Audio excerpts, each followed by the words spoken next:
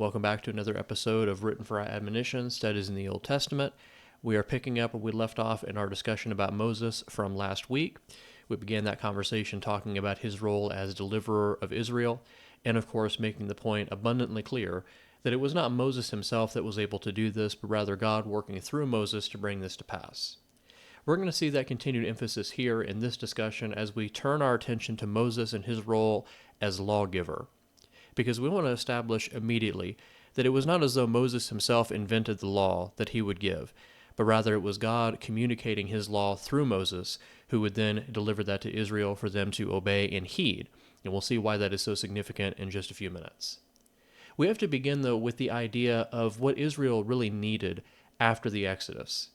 So again, from our previous discussion, we've already seen Moses rise up as that deliverer, and God used him to bring this about so that Israel was able to escape through the Red Sea. They were able to make it onto the other side, whereas the Egyptians and the Pharaoh specifically attempting to do the same were drowned in that sea. But now Israel is basically in the wilderness, wandering about, being led to the promised land, yes, but they need structure. They need guidance. And every nation on the face of the earth needs laws and statutes that provide that structure and clarity for what is and is not acceptable behavior. There's no nation on the face of the earth that can last long in a state of anarchy. There's people that seem to praise anarchy in many cases, but that's simply not a tenable solution to any of humanity's problems. It only causes more issues. So we need laws, we need structure, we need that framework, and that's precisely what God is going to provide through Moses. We already established in our previous conversations, we won't labor the point, that Moses is God's spokesperson. And we saw that specifically in Exodus chapter 3, verses 5 through 10, where God commissions Moses there on Mount Horeb, the mountain of God, and he's communicating with Moses through the burning bush, and he's telling them there in plain terms, Moses, you are my spokesperson. I'm sending you to Pharaoh. I'm sending you to Israel. I am telling you what I want to be done, and you're going to communicate that then to my people. You're going to let them know what's going to take place here, and so on it goes. So it's already pretty well established that Moses is that spokesperson, and Israel has largely accepted that. Obviously, there's going to be some problems down the road regarding that we're probably going to talk about in future episodes, but nevertheless, God has chosen Moses for this purpose. He has raised Moses up for that purpose. He is his spokesperson. And so what Moses will do as they move toward the promised land, that is, Israel moves toward the promised land, he's going to be very clear about what God expects from this nation now that he has brought them out of Egypt. He's brought them forth because of his promise to Abraham, Isaac, and Jacob, and he wants to lead them to this promised land, to give to them what he promised all those years before, but there's going to be some things that must be communicated for them to do in order for that covenant to continue and for that to be established even with this generation of people now. So with that in mind, we really want to focus less on the specifics of the law because that'll be for future discussions we have concerning the laws about the priests and the laws about sacrifice, and on we'll go. So let's not focus too much on the law itself here. Let's focus more on Moses and his role of the one as giving the law, and really why that matters for who Moses is and how we're to understand him and his work.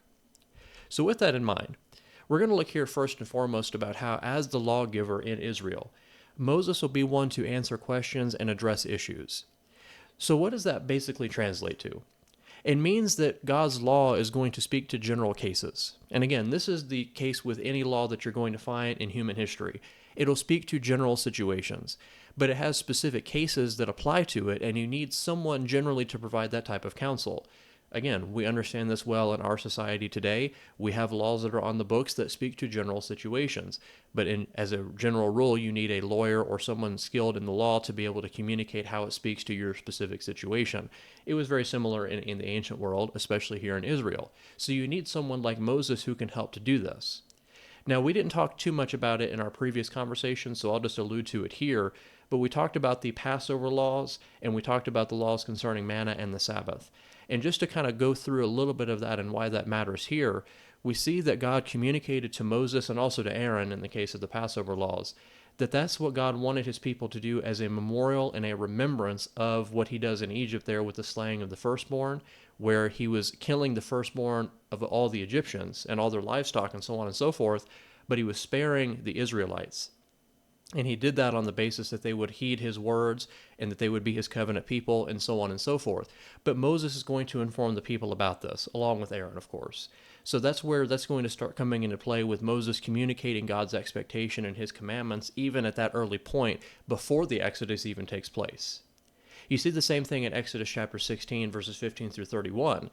There was a lot of confusion after the Exodus because now they're hungry, they're not sure where they're going to get food, they're desirous to go back to Egypt to get some sustenance. I mean, things were not going well right off the bat, and that's where God provides the manna from heaven, that sort of bread that they were given from God in that way. But there were commandments associated with that. So, for example, God tells them how much to take up and how much was going to be given for each family. They were only to take a certain amount, not too much and not too little. They also had to prepare for the Sabbath day. Apparently, they had not been keeping the Sabbath in Exodus chapter 16, or prior to that for that matter, because they had to be told specifically what the Sabbath was and how they were to keep it. So it's an interesting point there that you can derive from Exodus 16 about the issues they had with that. But again, for our point here that we're making, it's pretty clear that Moses is the one that people look to for the information about how to answer those questions and those issues as they came up. They needed someone to provide them with that guidance. That someone was Moses. But let's look at a specific case here and actually read from Exodus here. I'm going to be looking at Exodus chapter 18, verses 13 through 16. And we're going to see here that Moses, even before Sinai, so Sinai, of course, is going to be where the covenant is sealed, which we're going to talk about in just a few minutes here. But even prior to that time, you're going to see Moses in a position of judge. And what that basically means is that when these specific cases arise among the Israelites concerning what God has commanded, they're going to come to Moses to ask for clarity. They're going to come to Moses to ask for a ruling. How would God want this case to be handled? In other words, Moses would be the one to make that determination. Again, not by his own power and his own knowledge, but rather by what God was going to communicate to him. And we're going to see some problems that actually come about with that, and that Moses' father-in-law, Jethro, is going to point out to him. So we'll briefly allude to that as well. Let's go ahead and dig into the text here. And we're going to look here again in the book of Exodus. I'm specifically looking at chapter 18 here, and verses 13 through 16 to start us off with our reading. And so it was, on the next day, that Moses sat to judge the people, and the people stood before Moses from morning until evening. So when Moses' father-in-law saw all that he did for the people, he said, "What is this thing that you are doing for the people? Why do you alone sit, and all the people stand before you from morning until evening?" And Moses said to his father-in-law, "Because the people come to me to inquire of God. When they have a difficulty, they come to me, and I judge between one and another, and I make known the statutes of God and his laws." So let's notice a few details that emerge from this concerning our point about how Moses as lawgiver answered questions and addressed issues. So we see here that in Exodus chapter 18, Moses is sitting and judging the people, and they are pouring in. They are coming to him with these questions, coming to him with these cases, and expecting Moses to provide an answer. And look at the answer he gives to his father-in-law when he inquires of what's taking place here. And Moses says in verse 15, "The people come to me to inquire of God." And that's essentially what is happening here, is that they are inquiring of Moses, yes, but ultimately they're inquiring of God. But remember, Moses is God's spokesperson. He is his lawgiver, so it makes sense of why they would see him this way and why they would take this sort of action. And he notes there in verse 16 that whenever a difficulty comes up, they come to me. I judge between these issues, and I make known to them, notice this, the statutes of God and his laws. So as lawgiver, Moses is offering that clarity the people were seeking, but not the clarity of his own imagination. It was not his own wisdom inventing this. It was God communicating through Moses what he wanted in that situation. Now, obviously, when you think about the logistics here, as Jethro, his father-in-law, does, it doesn't really work out very well for Moses. And he says there in verse 17, this is Moses' father-in-law, "The thing that you do is not good." And the reason it was not good is because he was wearing himself out. He's doing this all by himself for literally hundreds of thousands of millions of people. And by yourself, you're not going to be able to do that effectively. And so that's where Jethro is going to advise him in so many words to appoint others to help him with this. People who you can trust with that purpose, who can be people who can communicate God's will for them in these cases, so Moses doesn't have to do this for every single person. And Moses listens. He heeds the voice of his father-in-law and does as he commands here, or as he suggests, I should say. And it's going to bring us down in chapter 18. We'll just go down just a little bit here, and I'm looking in verses 25 through 26. This is the follow-on from what Moses does after that advice is given. Moses chose able men out of Israel and made them heads over the people, rulers of thousands, rulers of hundreds, rulers of 50s, and rulers of 10s. So they judged the people at all times. The hard cases, notice that, they brought to Moses, but they judged every small case themselves. So it's not as though every case required Moses' attention, but there were still hard cases that did. So they still had to come to Moses for some questions and some issues because he was the only one who could really speak to them. There was not a amount of clarity on those issues that they could find themselves. They had to take it to someone they knew could, and that man was going to be Moses in this particular case. All of that is to say, once again, that as lawgiver, Moses was one who was answering questions and addressing those specific issues as they came up. And this is not going to end here. By no means is this going to end here in the book of Exodus. You're going to find this in Leviticus, Numbers, Deuteronomy, and on it goes. Especially in the book of Numbers, you see this quite often where there's different situations that come up. I don't have them on the slideshow here, but just to briefly allude to them for further consideration, you think about Numbers chapter 15, where there's a man who is caught gathering sticks on the Sabbath day, maybe to make a fire for himself. They had to take that man to Moses because they didn't know what to do with him. He had violated the Sabbath, but they didn't know specifically what God wanted in that case because of the nature of the transgression. The same is true later in the book of Numbers when there were some women who actually come to Moses and let him know that they were robbed of their inheritance, that they were not given what was actually proper for them to receive, and that leads Moses to communicate God's will concerning inheritance for daughters in the case where a father does not have any sons. So again, it's those types of cases that Moses is dealing with here, those hard cases that need clarity from God in that situation, and they would go to Moses for that information. But let's make one thing clear, as I've already stated, and I'll keep emphasizing. What Moses is declaring here is not from himself. It comes from God. And that's the reason it's authoritative. It's not as though Moses on his own was someone to listen to. He might have had a smooth way of speaking. He might have had some very nice words to offer, but if they're not from God, then they're not authoritative. But because they are from God, that's precisely why they are binding and why they must be heeded and why they matter and why the people would go to him for this information because, again, they understood that he was God's spokesperson. So as lawgiver, Moses answers questions and he addresses issues, but that's not all that he does. Here's another point of significance regarding his role as lawgiver. Moses mediates God's law to the people. Now, what do we mean by mediate? And notice we say mediate, not meditate. Those are two different ideas. So Moses is the mediator for God's law. He basically is acting as a go-between for God and Israel, because the nation itself and the people in the nation, the individuals, could not approach God due to his holiness. Remember back in Exodus 3, specifically in verses 4 and 5, where it was specifically said to Moses to take his sandals off his feet because the place where he stood was holy ground? Well, I believe we made the point there, and if we didn't, we'll make it here, that holy ground was not because it was a mountain or anything of that nature, but because it was where God was. It was an appearance of his. You'll see that repeated in different places also, where God's holiness is under consideration. So it's because of God's presence that it was holy. And it was for that reason that Moses had to take his sandals off to be in his presence in that respect. But God has chosen Moses to be a spokesperson, to have that special connection and relationship, and to have him to be the one who is going to communicate his will to the nation of Israel. So he's in a privileged position. He is acting as a mediator, as a go-between, the one who will take information from God and communicate it to the Israelites, and who in some cases takes information from the Israelites and brings it to God. So you have him acting as that go-between, as that middleman, you might say, to communicate this information to both parties. So how does this come into play? Let's get back into the text, and let's look specifically here in Exodus chapter 19. So right following on from where we just were in chapter 18, we're now in chapter 19. I just want to read the first 8 verses here, and we'll see the establishment basically of this idea of Moses being a mediator between God and the people. In the 3rd month after the children of Israel had gone out of the land of Egypt, on the same day they came to the wilderness of Sinai. For they had departed from Rephidim, had come to the wilderness of Sinai, and camped in the wilderness. So Israel camped there before the mountain. And Moses went up to God, and the Lord called to him from the mountain, saying, Thus you shall say to the house of Jacob, and tell the children of Israel, You have seen what I did to the Egyptians, and how I bore you on eagle's wings and brought you to myself. Now therefore, if you will indeed obey my voice and keep my covenant, then you shall be a special treasure to me above all the people, for all the earth is mine. And you shall be to me a kingdom of priests and a holy nation. These are the words which you shall speak to the children of Israel.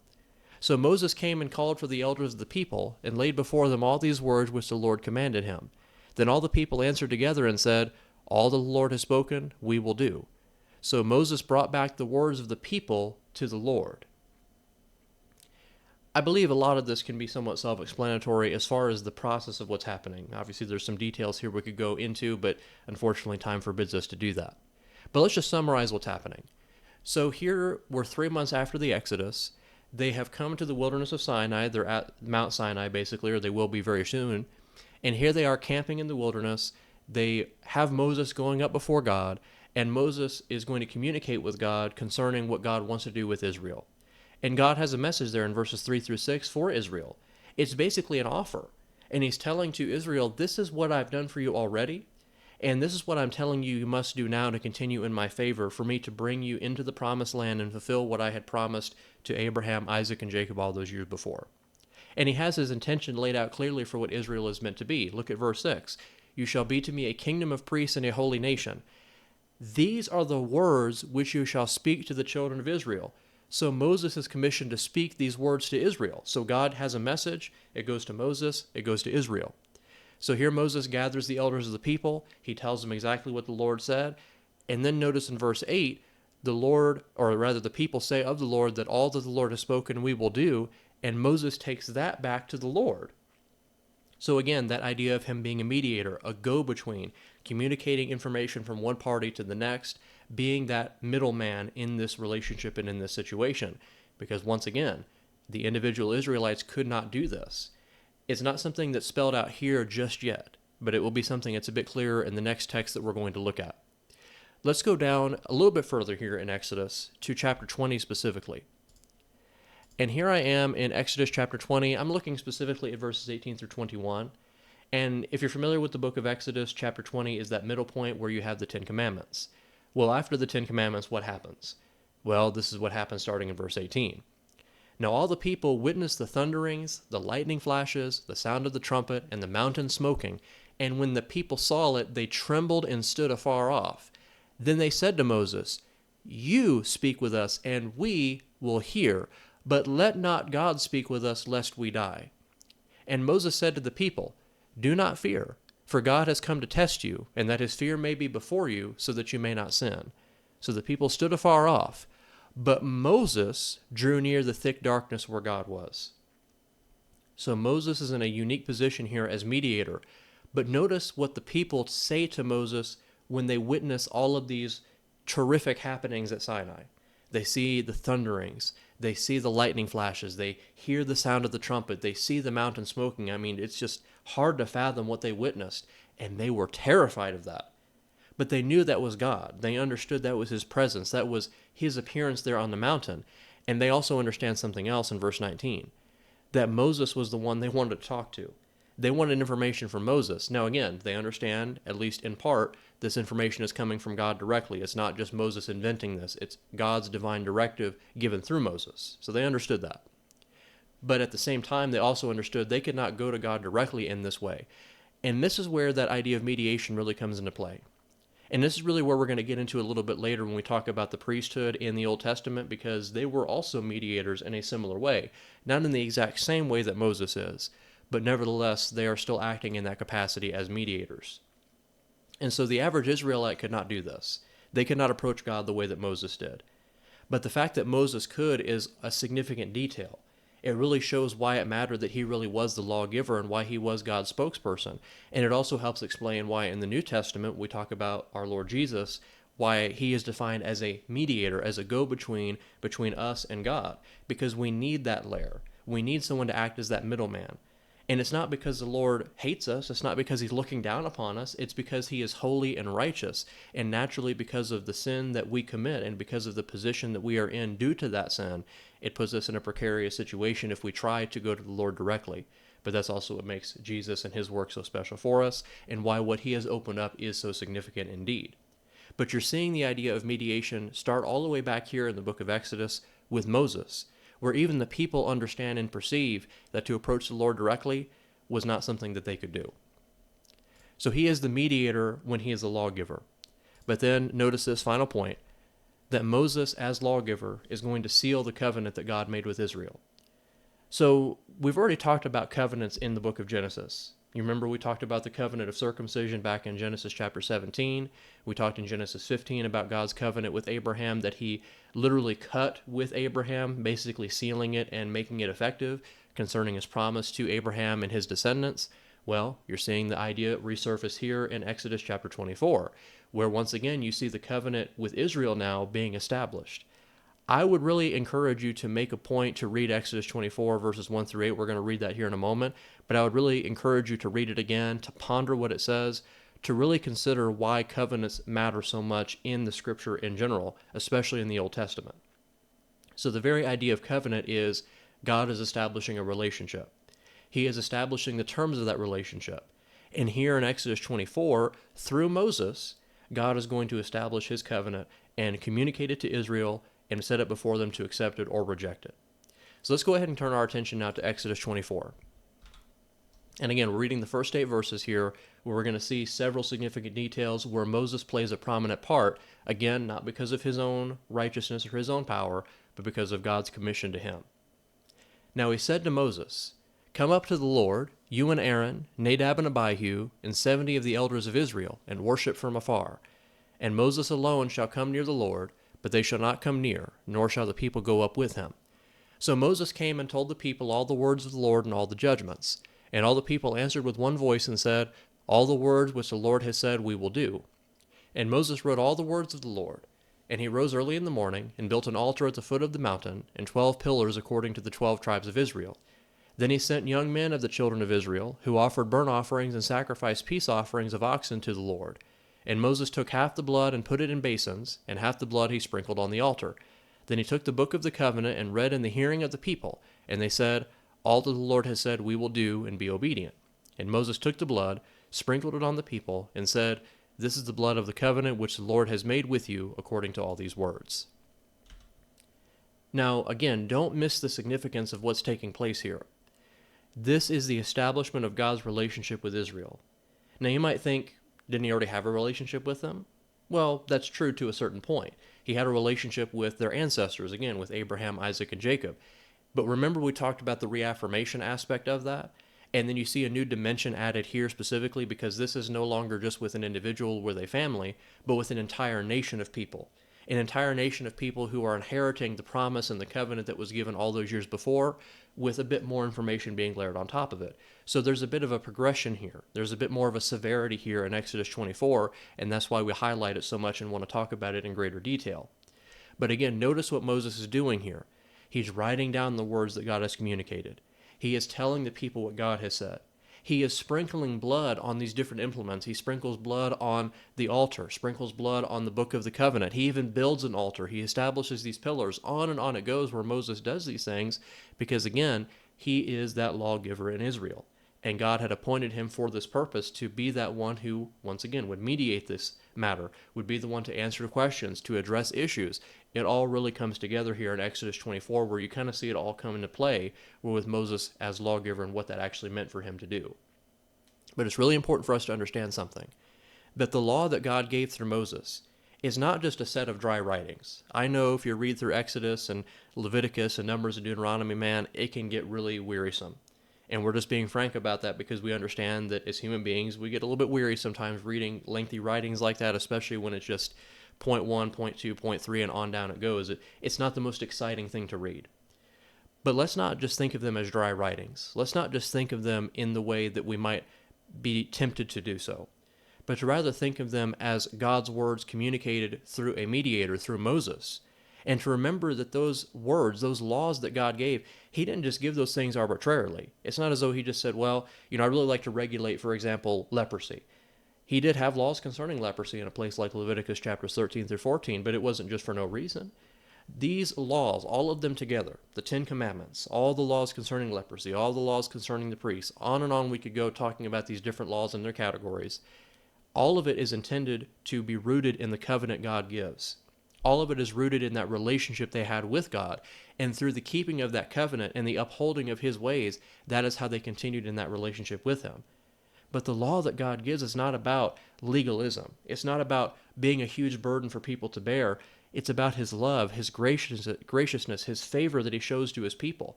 Now again, We talk about the New Testament and the perspectives that people had by the time you get to the New Testament. They took things in a direction that God did not intend. But here, God is commanding this law for a good purpose. He wants them to do these things to serve Him and to be in that relationship with Him, to be in a right situation with Him, whereas before they had not been in that same context. So we really want to make sure we get that right. We'll talk more about that a little bit later, of course, so we're just kind of introducing the thought here. But going back to Moses for just a moment, we see once again, as that lawgiver, he is sealing this covenant. He is playing an important role in this, making sure that people understand the severity of it, and sprinkling that blood. That is what brought it all together. That was intended to be that symbolic gesture that indicated to the people that there was a cost tied to this covenant, that it was not cheap. It was not just something they could take or leave. It had a cost, and that cost, of course, was blood. Because as we remember from a place like Leviticus, life is in the blood. There's a life for a life that is given here, and this covenant is established upon the life of an animal, in this particular case, that was offered. But that life was significant, and that blood that was spilled was significant. And God wanted to make sure they understood just how significant that was and how important His law was, the law that He had communicated through Moses. So as lawgiver then, we see that Moses is going to be one who seals this covenant here in Exodus 24. He's one who answers questions and addresses issues. And then we also saw in our previous conversation there that he was the mediator between God and His people, the one who was that go-between that they so desperately needed because of God's holiness and His righteousness. There's obviously more we're going to talk about relative to all these topics. We're really just introducing some of them here, but I hope we understand more about Moses and his role specifically as that lawgiver in Israel. As always, I hope this lesson has been beneficial to you. I know it's been a little bit long last week and then this week now. We're hopefully going to reduce that a little bit going forward. But as always, I really appreciate your attention. I hope that if you have any feedback, you'd let me know. And again, I hope this has been beneficial to you. Thank you for your time.